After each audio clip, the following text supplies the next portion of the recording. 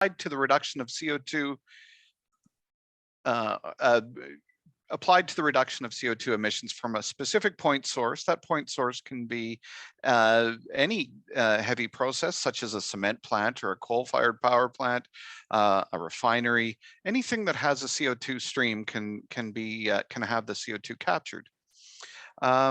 Capture is this chemical process dependent upon specific source conditions, and I'm not really an expert in the capture part, and there are others who are, so I won't dwell on that very much today, but we'll talk about the storage part. The difference between storage of CO2 and just disposal of CO2, because you've probably heard of disposal wells where you dispose acid gas or you dispose salt water. The difference between that and storage is that we measure, monitor, and verify the CO2 that goes into a storage project. That is to say that if there are credits to be applied or measurement that is to be applied to the CO2 that you're pumping underground, it needs to be verified that you're doing with it what you said you would, and that needs to be proven to the regulators and to provide assurance to the general public. The U in CCUS is utilization. Currently, mostly we think of that as enhanced oil recovery work, but it can mean the creation of new products such as cement additives. You're going to hear me talk a lot about tons of CO2 and how we've stored 40 million tons. At 1 atmosphere of pressure, this is what 1 metric ton of carbon dioxide looks like. It's a cube of about 27 feet in diameter, about the size of a house, or here's a person. And that's in Canada, at least, we each contribute about 16 of these a year, 16 tons, just through heating our houses, driving around, living our lives. We each contribute 16 tons. I'm going to talk today about storage and enhanced oil recovery. You are in shallower zones. This is the Mississippian, so the upper Paleozoic in Saskatchewan, the Midale beds where we stored 40 million tons of CO2, and then the Aquastore program, which is, some of my text disappeared here, but much deeper storage. It's over 3,000 meters in the Cambrian, so some of the deepest sedimentary rocks that exist in Canada at a depth over 3,000 meters. So when you start talking about these depths, why do we need to store it so deep? Why can't we just shove it less deep? Well, discussion of the phased behavior of the CO2 becomes very important, and you want it to be in a supercritical state. You remember when I showed this 27-foot cube, if we can compress that CO2 to specific reservoir conditions at below 1,000 meters and over, I think it's about 38 degrees Celsius, you compress that CO2 into about a 1.5 meter cube. So that increases your storage efficiency by a factor by many factors. So that's an important consideration. This is the phase diagram of the critical point where we reach this supercritical phase. And at that phase, it's often miscible with oil. And it can be, it's much more efficient to store it at that phase. So that is a pressure of about MPa, 8 MPa, and 35 or 38 degrees Celsius. Enhanced oil recovery, we did a lot of, oversaw a lot of enhanced oil recovery in the Weyburn field, and I'll talk about that. What that is it's not the mechanical process of CO2 pushing oil out, as you would see if there was no solubility or miscibility, but instead this is a miscible flood, meaning the CO2 mixes infinitely with the oil and lowers the viscosity of the oil. So it becomes important to achieve enhanced recovery to have this oil miscible with the CO2. WAG is also important. This is water alternating gas. So it's CO2 for a period of time, and then they slug in water for a period of time. And this greatly increases the sweep efficiency from an injection well here to a production well here. If you have water and gas going through this, you get a very high sweep efficiency, and the CO2 builds up this oil bank that pushes all this oil to the production well. So why are we doing this? What makes it important? You know, we have a lot of industries, especially in North America, and I'm sure China is the same. You have coal-fired power plants, you have cement plants, you have steel plants, you have all of these point source emitters of CO2. And you know, we need to generate power from these point sources. And in Saskatchewan's case, it's coal. A lot of it is coal. Much more of it is natural gas. If you have an unabated coal plant, such as this one on the far left, you have over 1,100 tons of CO2 per gigawatt hour. So this is CO2 per unit of energy generated. If you have it on a CO2 plant, on an abated coal plant like this, you have something like 300 tons. So that's about a 60 to 70% improvement right there. Second generation, newer plants will get that number down again.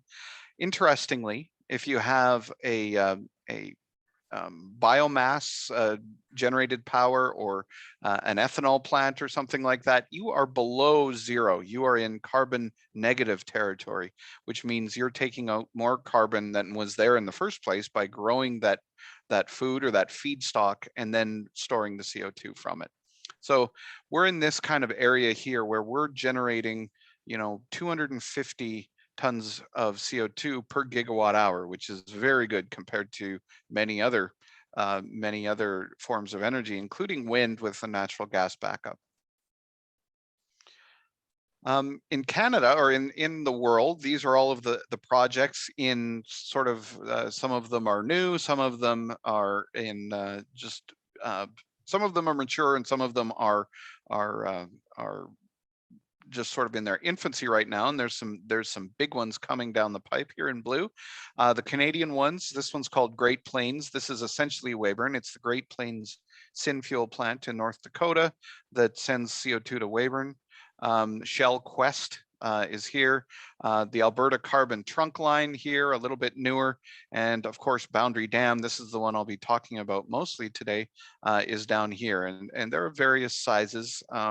It's nice to see how this is getting more and more, and I think we'll be seeing a lot more as tax incentives such as 45Q in the United States, and new incentives announced today in Canada of 60% of eligible capital for carbon tax rebate begin to take effect, and a lot of heavy industries will start to see CCUS as an important way to mitigate their greenhouse gas emissions. So why Saskatchewan? Why are you listening this morning or tonight, depending on where you are, to a guy from Saskatchewan? Saskatchewan's a big province, but we have very few people.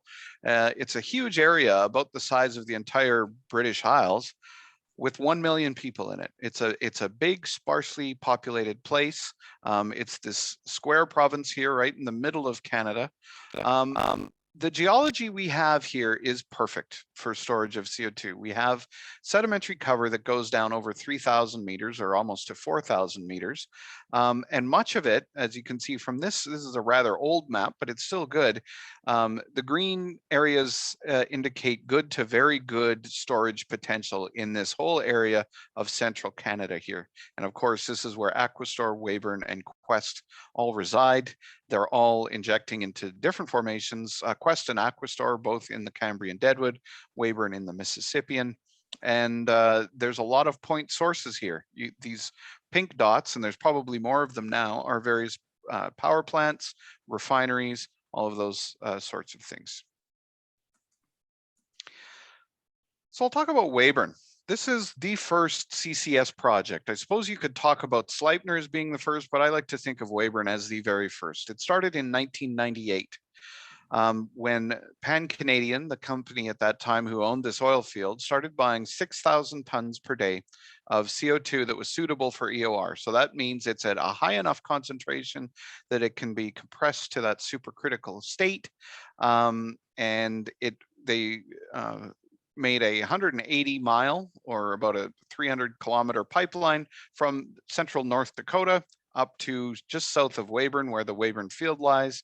And to date, now we're over 40 million tons are stored in this Weyburn field, from most of it from Beulah, but they're also taking some from Estevan and the Boundary Dam power plant now as well.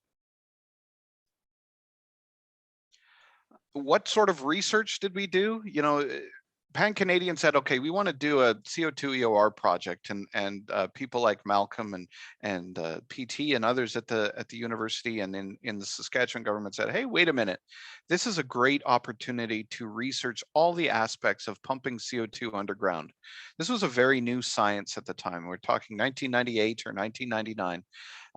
And together, the PTRC and them put together a research project that included all of these special things. Geochemical monitoring became very important to consider the reaction of CO2 with the rocks, CO2 with the brines, CO2 with the oil. Risk assessment, obviously also very important. Where do the risks lie? The Weyburn field was an oil field with over 6,000 well penetrations in there. How do we mitigate that risk of leakage? Regulatory, it was new at the time. Geophysical monitoring, I'll show you a few of the pictures from the geophysics. We were able to produce some of the very first images in the world of four-dimensional seismic, which is essentially a way to see where the CO2 is going underground from the surface. Wellbore integrity, again, those 6,000 wells, and geological integrity, where my work always lied, which was in the characterization of the Mississippian fields.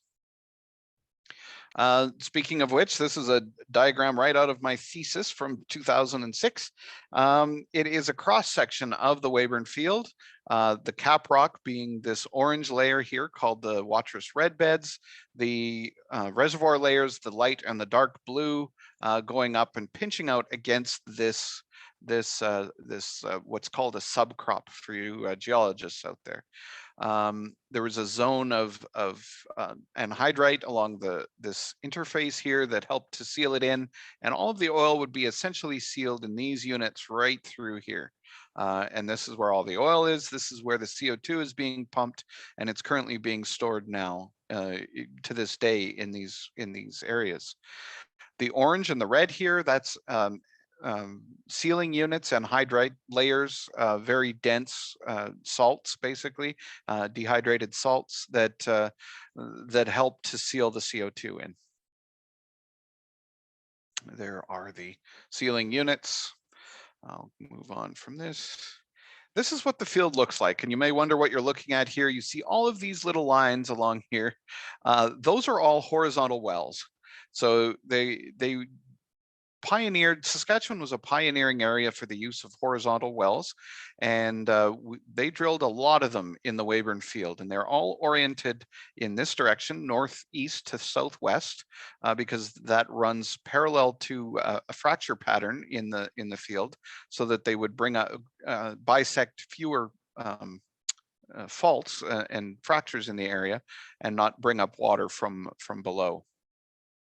The scale of this, each of these little squares is 1/4 mile. So the horizontal wells are close to a mile long, and they are all over the place. And the dots are the injectors. They're vertical injectors between the horizontal producers. The rollout of the enhanced oil recovery began with phase 1A, which is this yellow shape here, and then rolled southeast across the field. They're currently working in this area over, since 24 years have passed since this began. They're now working in the southern parts of this field, although it's my understanding that this phase 1A area is still not completely depleted of oil, and they're still producing oil from that formation. This is the four-dimensional seismic, and you can see on here the horizontal wells. That's these lines, and you could get a better sense of the shape of them. They have two legs. We called them a tuning fork pattern of producers with these dots in between that represent the injectors. And again, for scale purposes, think of these wells as being about 1 kilometer to 1.5 kilometers long. So that's the length of them. And what we would do is take a baseline seismic survey to get an image of the Midale Reservoir, then wait until 2002. So this is after about 2 or 3 years of injection, and see what the differences are in the picture from the original one to this one. And we saw these anomalies here related, they're essentially amplitude anomalies in geophysical terms, that look like they represent CO2 being injected along these lines of injectors. 2 years later, in 2004, we do the same thing, and we see that the anomalies have grown and there's more CO2 in the reservoir. 3 years after that, a full 7 or 8 years after the beginning of injection, and you can see that the CO2 is pervasive throughout this part of the reservoir, and these wells back it up that they are seeing a lot of CO2 being recovered along with a lot of oil. Now, this is good for what I talked about earlier, which is the verification that the CO2 is going where we want it to go, but also it's useful for operational purposes, so that the operator can see where there's going to be CO2 breakthrough in a well prematurely, and they can block off certain parts of the well to avoid that breakthrough and produce more oil as a result. And those types of decisions can be made using images such as this. We took this information, went forward to the Aquastore program, and I'll show you some of that later. From those images, you can get ideas and get proxies for pore pressure change. So, you begin to really get some information about the reservoir, either pore pressure or CO2 saturation, so that you can plug this into your 3D models. And believe me, 3D models in 2002 were very different from what I'm sure you and your students are used to in these days. They were very basic and very slow and would take days to run simulations. But we were very excited by the results that we would get at that time. And this is just some of those results. Also, you can get an idea of fractures. We knew the preferential fracture direction was to the northeast. This merely confirmed that. This was work done by Tom Davis at the Colorado School of Mines, and looked at seismic anisotropy as a proxy for vertical fracturing, and gave us an idea of where there might be more vertical fracturing than elsewhere. So more interesting work, seismic work that was done there. Over 6,000 wells drilled into into that formation, some of them as early as the 1950s. This gives us a reason to think that there could be some leaky wells there that would, here's the reservoir down here. There's many different ways that this could leak up. It could be between the cement and the rock. It could be between the cement and the casing. There's all of these different potential leakage pathways through abandoned wells and through old wells.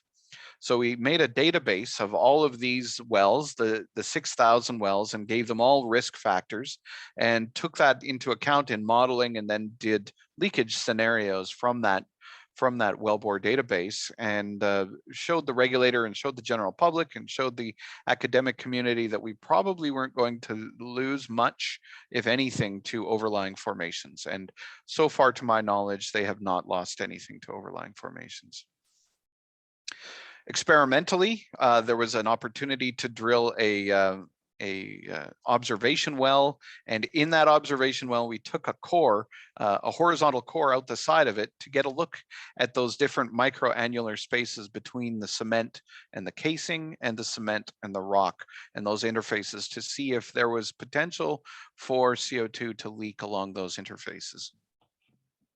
All of this has been published in several books. The original book, the IAA GHG Weyburn Project, this was a book meant for public awareness, what happens when CO2 is stored underground.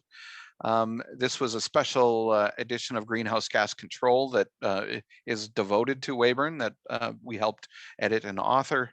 And of course, the final thing was the best practices manual for validating CO2 geological storage, which is a book that we published and is available through the PTRC. You can email myself or the info at PTRC to get copies or access to copies of these books.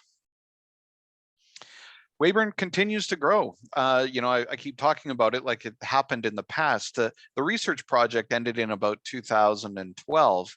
However, the field goes on, and they're continuing to put 6 to now 9,000 tons of CO2 per day into that reservoir. And as you can see by this production graph, this is, it hit its peak in 1965 on primary production, and by 1985 was producing, just maybe 20% of that. But now with CO2 enhanced recovery here, they're at levels of production not seen since the 1970s, the early 1970s. So it's been a great success. I should add that that Whitecap Resources purchased the field from Pan Canadian, or Cenovus at the time, and you can go to their website, wcap.ca, for more information on what's going on in there right now. And if you have the opportunity to go to the Williston Basin Petroleum Conference this May, you'll see them speak on their CO2 flood. And I should add, now there's over 40 million tons of CO2 that's been injected there. Some of it comes up with the oil that gets separated and re-injected back down and reused again. And so they're just recycling more and more CO2 through that field and maintaining a really good rate of production. So with the knowledge that we gained and the experts that we created in that Weyburn project from 1998 to say 2012, we took that and then applied that to a new idea. And that new idea was Aquastore, attached to the Boundary Dam power plant, which flows a pipeline to Weyburn as well. But we were going to drill deep storage only wells, no enhanced oil recovery, just storage. Take the learnings that we gained at Weyburn and apply them to this new Aquastore program. And this is a much deeper, only one well is an injector, the other one is an observation well.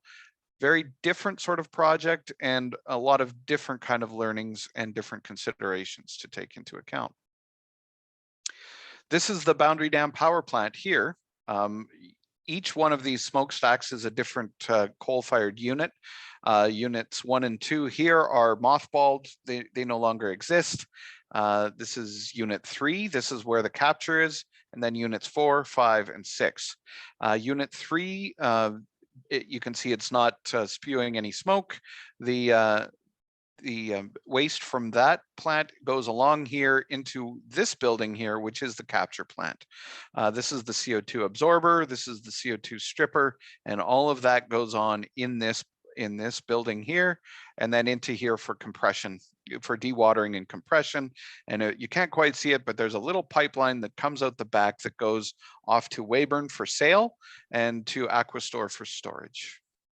They've a while back now, this was back in March of last year, they achieved 4 million tons. They're probably a lot closer to 5 million tons of CO2 captured and safely stored to date. And we at Aquastore have stored, this is a little bit of an old slide, it says 370,000 tons at Aquastore. We're now at about 420,000 tons, which is over 100,000 cars off the road for 1 year, to put it in different terms. So geologically speaking, if there's any geologists in the audience, this may be of interest to you. The deadwood is this Cambrian wedge of material that's shed from the north and from the west, the Cordilleran Mountains to the west, and are at their thickest and deepest in Alberta, but probably at the deepest here in Saskatchewan. There's no petroleum development in this. It's very thick, almost 200 meters thick, and laterally extensive. It exists throughout Western Canada. So it's a very good candidate to store CO2. However, this is where the, again, these squares are about 10 kilometers. So we're looking at a fairly regional map of Southeast Saskatchewan here. And this is the area that we were looking to put the storage well. And there's a good thickness of, this is a map of isopac, or thickness of the deadwood. And we looked like we would have between 120 to 140 meters of thickness of deadwood here. However, not too far to the north, it thins to zero. Now this is a geological effect that this formation can go to zero very quickly or over a very short distance. And we were unsure if we would have 140 meters or 0 meters when we drilled it. But it you know, all wells are a bit of a risk. And we ended up getting 147 meters in offset wells that we knew we would get somewhere between 112 and 150 meters of porosity, and we ended up with 140. It's important to note geothermically, the depth that we originally thought that the target temperature at the target depth would be about 100 degrees C.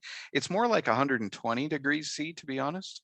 And salinity is very high, almost 30% salt, or 300 grams per liter, 300,000 ppm, however you want to say it. It's a lot of salt, mostly sodium chloride, brine, very, very hot, dense, heavy brine that we would be trying to move out of the way in order to inject this. Looking at from a surface standpoint, these are the coal mines, these are the lagoons. Here's the power plant that I was showing you the aerial photo from earlier. And this is the red line is the pipeline going off to the northwest for sale to Weyburn. A spur of that line comes down to this point right here. And this is the area that we determined would be the best place to host the storage well, the injection well site, also called Aquastore. So right there after this pipeline. In the summer of 2012, the wells were drilled. This is the rig at the well. Incidentally, as the crow flies, or in a direct line back to this plant, is 3.5 kilometers. And that is the exact same distance as the depth at which we were injecting, or the depth that we were drilling to. And as you can see, not a lot of trees, a lot of cows that the farmers let graze there. This is what the area looks like after drilling. There's a small shack where they meter the CO2 going into the well. And the well is just right about here. I'll show you, have a better picture of that coming up. The wells themselves, and for you operational engineers, this may be of interest. They're fairly standard injection wells that you would do for any purpose. There's 7 5/8 inch casing set right into the Precambrian, or right as deep as we can go, and then a packer here, and then 4.5 inch tubing going all the way down. The casing here is perforated in 3 different intervals, and you know, that's a fairly standard well setup for an injection well. What's not standard about this is all the measurement that's on here. There is fiber optic on the outside of casing. There's fiber optic that is strapped to the tubing. That's all measuring pressure, temperature, and acoustic sensing, or seismic movement. The observation well is 150 meters away, and it's much more simple. It's not released, it's not connected to the reservoir at all. But again, has those fiber optics in it and a fluid sampling port that we've converted to a pressure measurement port. And these are all of the different formations that we had to drill through. It took probably close to 3 or 4 months before we drilled both of these wells to depth and had them completed. And now this is what the wellhead looks like for the injection well. This is the CO2 pipeline as it comes into the well. The bottom hole pressure, we measure it at 3136 meters. We injected around 5,200 psi, but we can't go beyond 6,000 psi or 41,000 kPa. For risk of fracturing. That is a limit imposed to us by the regulator. There's other trip points built into the annulus and all of that kind of stuff that ensure that there's no CO2 that can ever leak out, or if there was ever to be a leak up the pipeline, we would know about it immediately by the change in pressure and change in temperature. What's interesting is we had these wells ready in 2012, and then the plant was not completed and was not able to produce any CO2 until 2015. And even then, when they were able to finally get the plant going, it was it was a learning experience running one of these plants from new. And we would get some CO2, and then there'd be long periods of no CO2, and then CO2 and no CO2. And as you can see by this graph, which takes place over about the first year or year and a half of injection, you can see that it's very up and down. The injection rate and injection pressure is up and down as they figured out all of the problems with the plant. Interestingly, what that does to the temperature profile, which we have those fiber optics for, is that at times of high injection, like here, the well cools down and the reservoir cools down a lot. And then when you stop injection, it immediately starts to heat everything back up to that ambient temperature of 120 degrees Celsius. What does this do to the geomechanics of the rocks of the reservoir? What does this do to the steel in the well? These are some of the things that we're still researching today. MMV, measurement, monitoring, and verification. And what the Aquastor project was sold on was that it was going to be an MMV field laboratory where we would investigate and evaluate all these different types of MMV for their cost and efficacy as it pertains to the measurement, monitoring, and verification. And is it worthwhile doing? Is it too expensive? Is it providing good results? Is it not?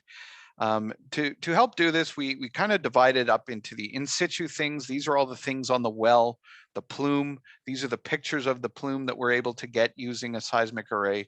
The deformation that we may be causing, such as bulging or anything like that, where we have INSAR and GPS and tilt meters.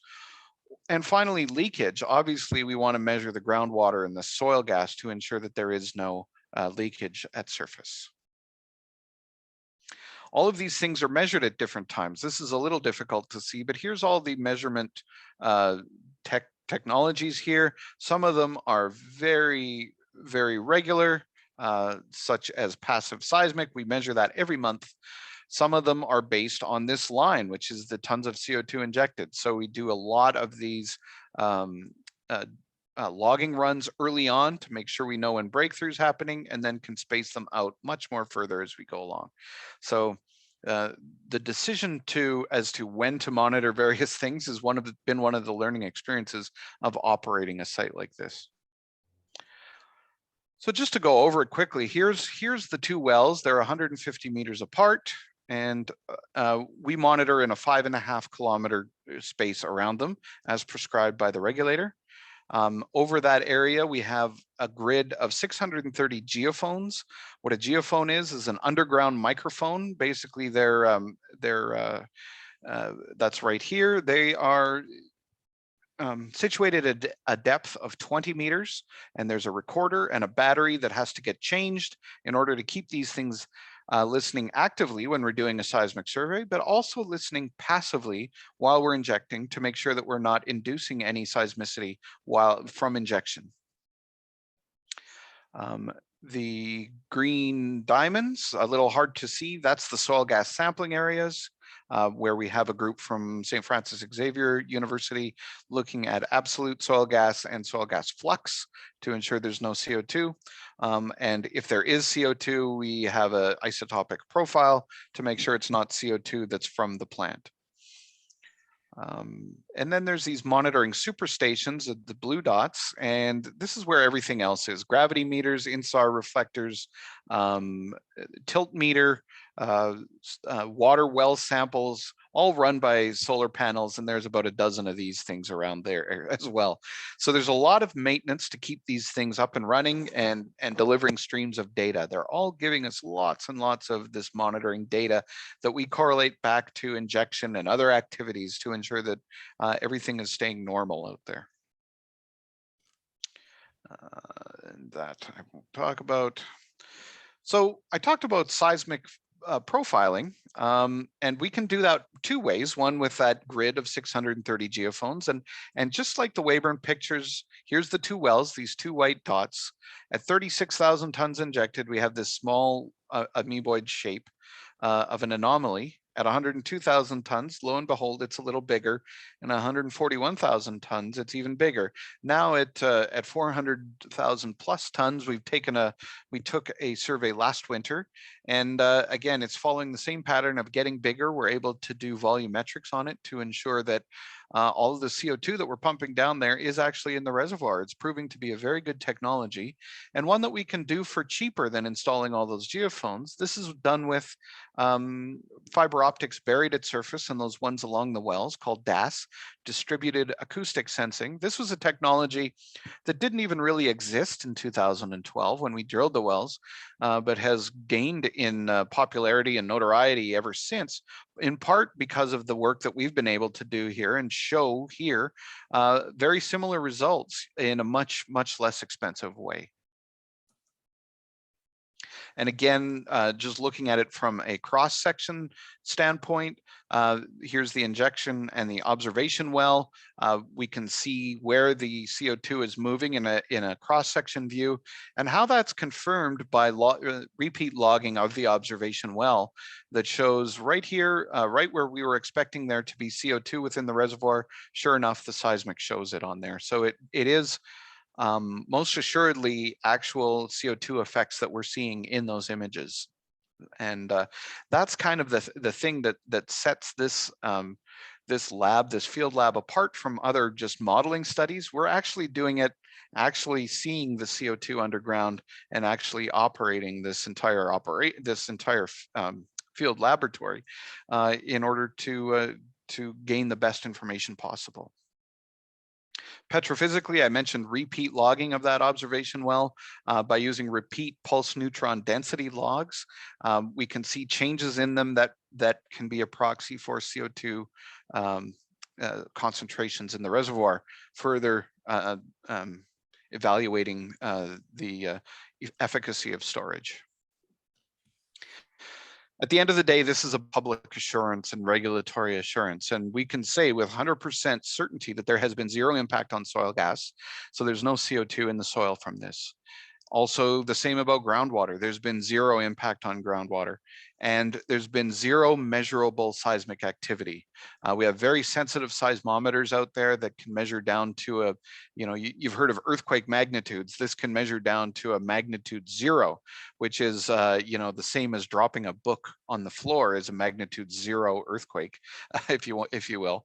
And we can hear those at a depth of 3,400 meters, and we haven't heard any of them.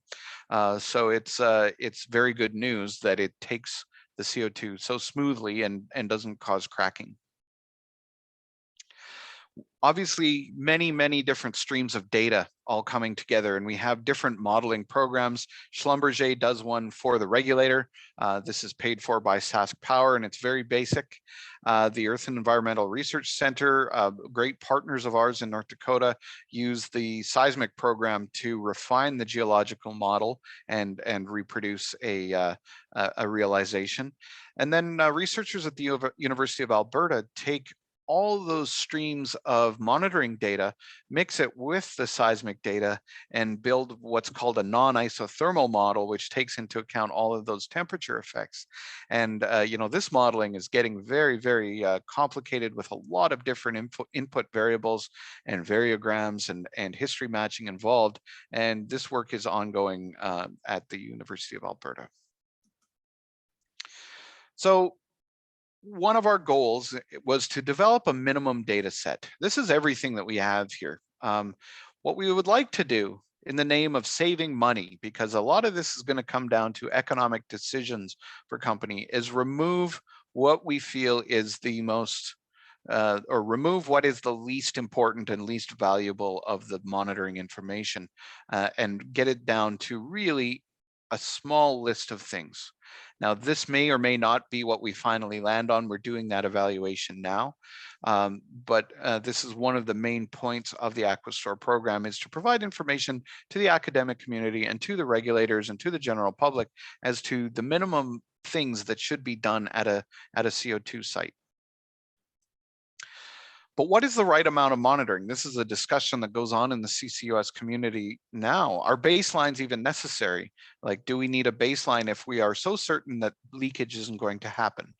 Public engagement throughout the entire operation is important, and we had many meetings with the people of Estevan and the people in the area, the farmers whose fields were injecting under, to make sure that they were all okay with what we were doing and understood what we were doing, and that's one of the most important things in all of this. What's the future of CCUS in Saskatchewan? And Bill kind of can speak to this as can I. We're looking at CCUS in the Lloydminster region. Now that's a different part of Saskatchewan. It's further north and west. It's heavier oil and it's much shallower. Remember, the Aquastor project is at 3,500 meters. This is just barely over 1,000, maybe 1,200 meters to 1,400 or 1,700 meters, and injecting CO2 into porous deadwood sandstone, but also using it for enhanced oil recovery in shallower manville groups. And this is where I think the new focus of our research is going to be as we maintain injection operations at Aquastor. We're looking now more towards shallow CCUS as a solution for oil companies who need to inject their CO2 from emissions from their steam generation plants in heavy oil operations in Western Saskatchewan and Eastern Alberta. Where are we going with it all? Oh, my text got screwed up here. We're going to continue to look at that DAS fiber. We're going to keep doing these different types of modeling activities. We're going to look at the shape of the plume here in relation to the regional geology and try and make inferences about how the regional geology is affecting the plume. We've got some ideas for novel pressure monitoring systems that might help us to get real-time pressure data from that observation well. But most excitingly, and one thing that captures a lot of people's imagination is the use of CO2 in geothermal activities. So could we drill another well there, use it to produce CO2, hot 120 degrees Celsius CO2, harvest the energy from it for power and inject it back down and essentially create an infinite loop of CO2 going up and down as you would with water, but a much more easily flowing fluid that can carry just as much heat. That's the kind of things we're investigating the possibility of now. This is just that idea of the geothermal plant here. And finally, I think that's it. Here's my email address. Please feel free to email me with any questions that we don't get to today. I see we've got about 10 minutes left. My director of communications is Norm Sakuda, and he would be happy to help you with any of those publications on Weyburn that I was talking about, or information on joining the Aquastor Consortium, which is an opportunity to be a part of that project and help guide the research there and gain the most from those learnings. So with that, I'll say thank you and turn it back over to Bill. And I gather we'll probably have a little bit of a question and answer period now. Yeah, thank you so much, Eric. This is wonderful, and this demonstrates the great efforts PTRC has done, and then to demonstrate, and then how well the CCUS project can be done, and also the lesson, and then the best practice we gained in and then Saskatchewan here really going to be beneficial for the entire world, and then who is going to do the CCUS projects. So right now, let's open for questions. If you have questions, you can raise your hands and then type in the chat. And Dr. David? Yeah, thank you, Dawson. Hi, Eric. I'm David in PSC program at UofR. Thanks for your presentation. It's good to know the CCUS history in Weyburn and how brilliant the PTRCs lead this very famous project. Thank you. I know many countries have already launched the CCUS or CCS project to reduce the CO2 emission. Like the US, the DOE awarded, based on the data I know, the DOE awarded $20 million in funding for CCS project, no EOR, in last year. So I guess the DOE will award more funding in CCS project in future. And I know PTRC is one of the DOE's collaborator in Canada, right? Correct. Yes.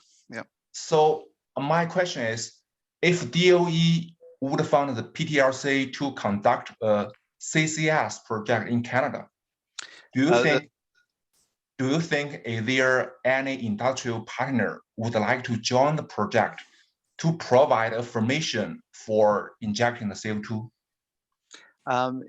That's a very good question. And I should have mentioned the Weyburn project. The US DOE was a partner in that and provided us with several $1 million over the course of the project. Very good partners. In the time since, they've changed the way that they've fund CCUS. They go through their what's called their what is it? The Regional Partnerships Program.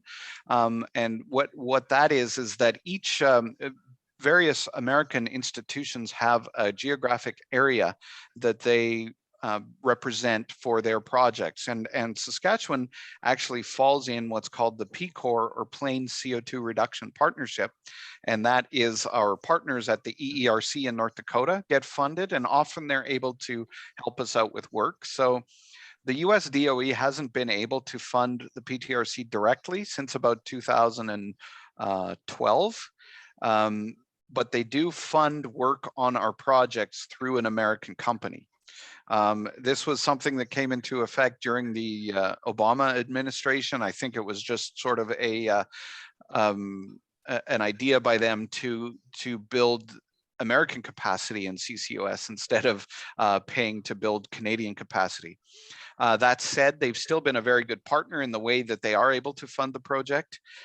We do have some industrial partners as well, not as many as we would like, but we're kind of expecting that with announcements such as what we saw today in terms of a Canadian tax incentive for CCUS, there'll be a greater interest in the PTRC and our programs going forward. And that's not only the Aquastor program, but the Hornet program as we turn it towards CO2 storage, as Dr. Zhang and his students have shown they're able to do in the past half a year or so. So I think we're going to see a renewal of Canadian funding of CCUS research. The Canadian government has really not funded CCUS research very well at all in the time from 2012 till basically last year. But in the last year or year and a half, the interest in CCUS has just shot through the roof, not only in the US, but in Canada as well. And I suspect with today's announcement, that will only get even stronger. So yes, I think you have it right that that there will be a lot more funding of federal government and possibly even some direct US funding of Canadian CCS projects coming in the near future. Thank you, Eric. And if continue my question, if the DOE want to fund another project in Canada other than in Weyburn, do you think is there any other areas is like the Weyburn has the power plant generates the CO2 and also has the formation can inject CO2? That's a good question. I think, you know, the DOE is funding so many projects in the United States directly now that I don't know if there's something that they're left to fund in Canada right now. But I would say in general, what the CCUS community needs is a good idea of shallow CO2 storage. So that CO2 storage that's maybe even below supercritical state, maybe even that larger sort of gaseous gas phase CO2 storage, I think would be something that would be of interest to the American and Canadian governments, because that opens up new areas of suitable CO2 storage, not just in Western Canada, not just these very expensive deep wells, but then we could maybe do it in a less expensive way. And again, I will mention that Bill is doing some of the pioneering work on that for us right now. Yeah, exactly. And then if we are able to validate, and then that concept, that opens great potential for the entire world. And then to store the CO2 in the nearby location from the CO2 resources. So hopefully, and then we are making some good progress towards that. And I know there's lots of questions on the WeChat platform, and maybe Senten, and then you can have some of the questions over there. Hi, Dr. Zeng. Yes, Erik now has become very popular person on the WeChat platform. Yeah, and just that's great. Before you start, and then I thank Erik. We had over 1,000 people over there on the WeChat. Oh my God. Yeah. a lot of people want your contact number. Okay. Yeah. But before that, there are a few questions I want to ask to represent the audience from our WeChat platform, and I will be the translator from English to Chinese. Okay. Them. Yeah. Okay, I'll speak slowly. They are wondering that some details of the boundary dam. They want to check how many stacks or the coal-fired units in the boundary dam power plant. How many smokestacks? I think there is there's 5 of them. The first one, the most left, the southernmost, or the one on the furthest to the left in that picture, represented units 1 and 2. So 2 units fed into that one, and each one, unit 3, 4, 5, and 6, were just each of the next 5 stacks. All of the capture is only on unit 3 at Boundary Dam. Okay, and that means we got 5 stacks, and the capture units is on the stack 3. Only stack 3. Yeah. Okay, and I will translate that to Chinese for our WeChat audience. Sure. 刚才有一个微信平台有一个人问我们的燃煤电厂 Weben 的Boundary Dam 的燃煤电厂有多少个机组？Erik 先生说了是5个，1到2号是一块，3号、4号、5号机组是一块，其中我们的碳捕集的机组为3号机组，只有我们的3号机组进行碳捕集。谢谢。And another question is that it's a very big question. This one is they just want to check how to be sure that CO2 was injected into the underground to be safe. Mm-hmm. Yeah, it's a very big problem. It is. That's the biggest question there is, and that's the reason why we do all of our work. I will just say that when I said the well is drilled to a certain depth, 3,400 meters, and then the casing is perforated at intervals that go into the reservoir, so that we know that all of the CO2 that goes down that well goes out into the reservoir through those perforations in the casing. None of it comes back up the sides of the well. We have a measurement around that. And so we have a good understanding of the CO2 flushing out into the reservoir. Okay, yeah. I'll let you say that, yeah. Okay, and I will translate that in brief Chinese. Erik 先生说，我们这边对套管的要求和对套管下套管的这个研究是比较成熟的，拥有比较成熟的防腐的技术。然后第二个就是我们会用各种各样的地球物理的手段进行实时监测和远期监测。在会后，下面呢是我个人的见解，就是在会后我们会分享 Erik 先生今天的 PPT， 上面有重点讲到我们用的重磁电各种地球物理方法对长期二氧化碳羽状体在地下的分布和运动方式进行的远期监测，这些大家都会在 PPT 中可以看见，然后也可以作为参考。谢谢。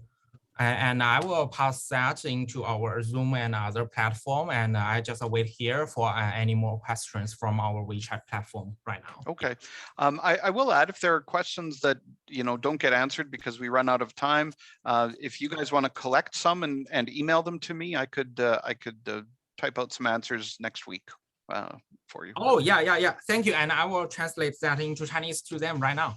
OK， Erik 先生对微信平台的朋友们说，如果有问题可以直接向我们的平台提问，然后平台可以统一整理完了之后 ，Erik 会发给 Erik 先生 ，Erik 先生将会在下一周统一用详细的文字描述给大家一一回复。谢谢。That's great.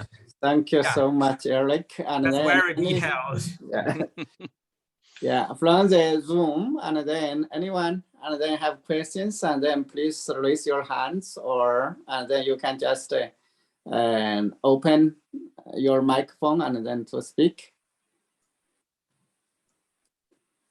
And I also would like and then to say, and then Dr. Malcolm Wilson is he also here, and then Dr. Wilson is and then pioneer, and then the Weben project and etc. So Dr. Sen. Okay. Hi, Erik. I just Hello. you said your only presentation. You said average one person will consume 16 tons of CO2 per year. Emit 16 tons. I took that. I think I have the reference for that somewhere. I think it's from the IPCC report, but I could check that. I take it you don't feel that's correct?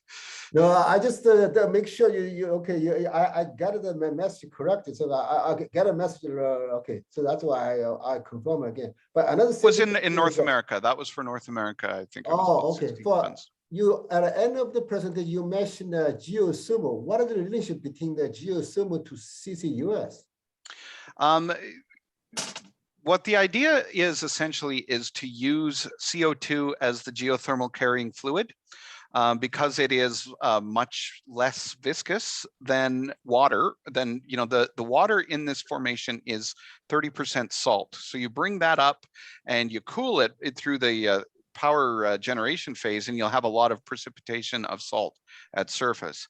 If you can do that with CO2, it doesn't carry the salt, and if the CO2 stays pure, it's very effective for pumping it up and down in a loop, so we can harvest the heat from it at the top. It can be regenerated much more quickly. That's in theory. This hasn't been successfully applied in practice anywhere, so this would be a new pilot test for us. Oh, okay. You talk about use CO2 as a heat carrier. Correct. Yes. Yeah. Okay. But the water heat capacity is much higher than CO2. It is. It's about twice, but the mobility of CO2 is four times as mobile as water. So overall, it's felt that because we could move 4 times the volume of CO2 over a heat exchanger, that even though it's less heat capacity, you would still get the same effect or a better effect without the risk of salt precipitation. And we've done some preliminary modeling on that, and preliminary indications are that it may work. One of the limiting factor is if we perforate a new well and start to produce CO2, will we bring up a whole lot of that brine along with it, the formation brine? And not only we don't have a way to deal with that brine at surface at Aquastore, and we don't have a disposal option for it, and it is a very toxic brine that can't be just dumped on surface. So there's some challenges before this goes to pilot stage. A lot of engineering needs to be done before it's a reality, but I think it's a good research opportunity. Oh, okay, thank you very much. Yep. Yeah. Dr. Paitong. Hey, PT. Oh, hi, Erik. This kind another hypothetical question too. How, probably Weben can run another 10, 15, 20 years. I think they're thinking at least that, yeah. Yeah, and then after that, the oil gone. And then let's say at that point, the carbon storage can worth $170 per ton, right? Right. Yes. How much can we store after the oil field done? Like, that's a good question. There, you geologists, can you guess? My feeling is that it's very much up to the company. If they shut in all their wells and went into post-closure mode, we could store 100% of it, provided there was no leakage up any of the wells. What's more likely going to happen, in my mind, is that the company will realize they have all this CO2 that they're still circulating, and is that they paid millions of tons of CO2 that they paid around $20 to $30 a ton for when they purchased it. So they're going to want to sell it to the next field down. So I think, even if Weyburn Field is done, we may see them just roll that into the next fields down the line, like Steelman or something like that, if we're talking in 15 or 20 years from now. Basically, So, you lend the CO2 to you lend the CO2. This is a commodity that they've purchased, and so they're not going to want to vent it. It's not in their interest to vent it. It's in their interest to store it. You vent it, you have to pay the carbon tax, right? Exactly. So they've paid, at that point, if it's still Whitecap, they would have paid millions and millions of dollars for all of this CO2 that they would have bought from Dakota Gas and from Sask Power. So they're going to perhaps see it as a return on investment that they could then repressurize it and sell it to the next oil field over. That's one possibility. The other is that they go into post-closure and abandon the wells in such a way and maintain the liability. I don't think it's clear, the regulations in Saskatchewan, for who maintains the liability on those fields after closure of them, but there's probably something that would have to be considered by the provincial regulations at that point. Basically, at this point, you say they've already put 40 billion, just right around 40 million between. They can do another 40 then, by then. Probably that's between Weyburn and the Midale field. Yeah. It's interesting. I haven't seen where they're at in the rollout of it in those fields lately. The latter days of Cenovus running this, it was very secretive. Whitecap is a little more open, and I think they're going to speak to this at the Williston Basin Conference. We have a presentation by someone from Whitecap, I believe, who's going to be talking about this. So it will be interesting to see. Yeah, should be quite. Things have changed dramatically now. Yeah, I think that is going to set another basically great example or demonstration how, and then we are going to end this basically a CO2 related project. So I think the world is going to continuously to looking for what we are doing in Saskatchewan. Yeah, even when it comes to abandoning those wells and post-closure, that will be something that hasn't been done before. I should add that, we were talking about the geothermal. We have oil companies interested in that because they just want to know how the heck you would ever drill into a CO2 well and how you would then abandon that well with high pressure CO2 all around it.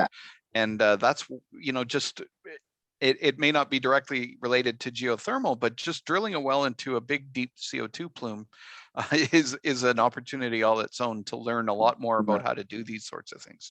Excuse me, Eric, I have a question. It's Zui Yu from CCUS Knowledge Center. I just wonder, what's the maximum injection capacity that you have ever tested? I noted there are 2,000 tons a day, and have you increased that injectivity to a higher level, please? Yeah, that's a very timely question, Zoe. It's just last week, Sask Power did a max rate injection test and put the well through its paces to see the maximum that it could do, and we were able to inject for over a week.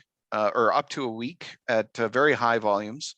I don't think I should probably say exactly what, but it's the well performed very well, and that 2,000 tons per day is probably something that is sustainable in a longer term.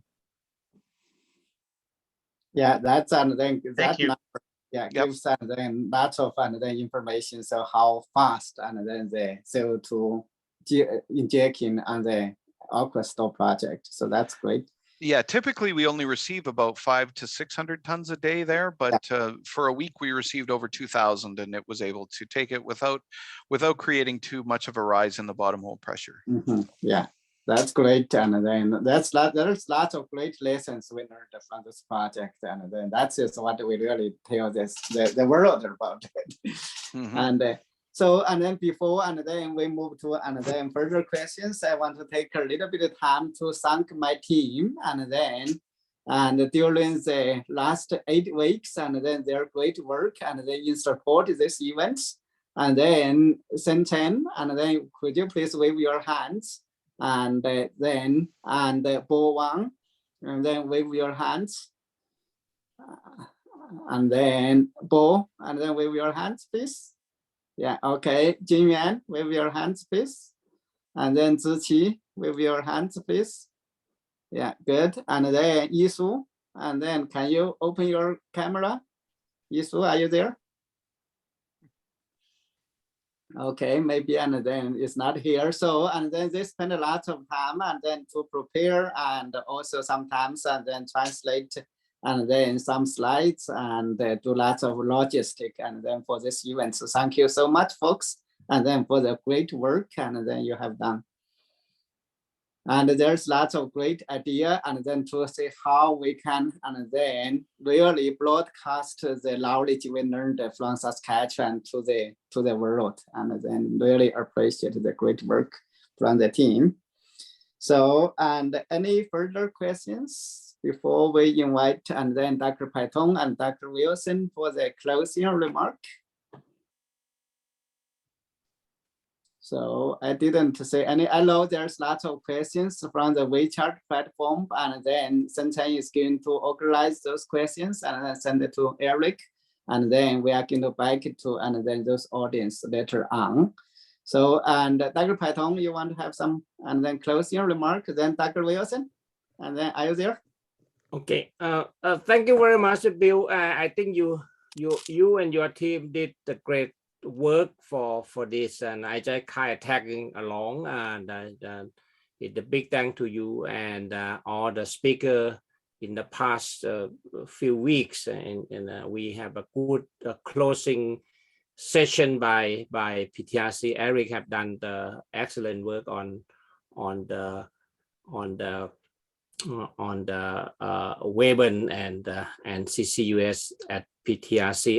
As many of you know, CCUS have been in hibernation for the last 10 years, and suddenly the dragon have allies again, and now is a lot of interest around the world. As I would like to quote the IEA report a few months ago, that a lot of people talk about transition to net zero, and they have done a lot of study and life cycle analysis. As many of you engineers know, that we can't close the loop of transition to net zero or near net zero without CCUS. I mean, it's practically impossible, and that's why CCUS now, regardless the government interested or society have different opinion, we as an engineer and scientists have had to push on, because this is the right thing to do and a logical thing to do. And I will leave at that. And I don't know, Dr. Malcolm Wilson, are you there? I saw your name is there. You might want to say a few words here.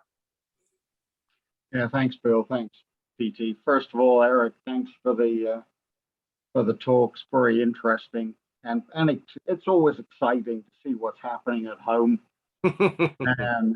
and keep people realizing that that we are doing some pretty unique work, and we need to continue that. It's there's no doubt some of the questions around funding from other sources, etc.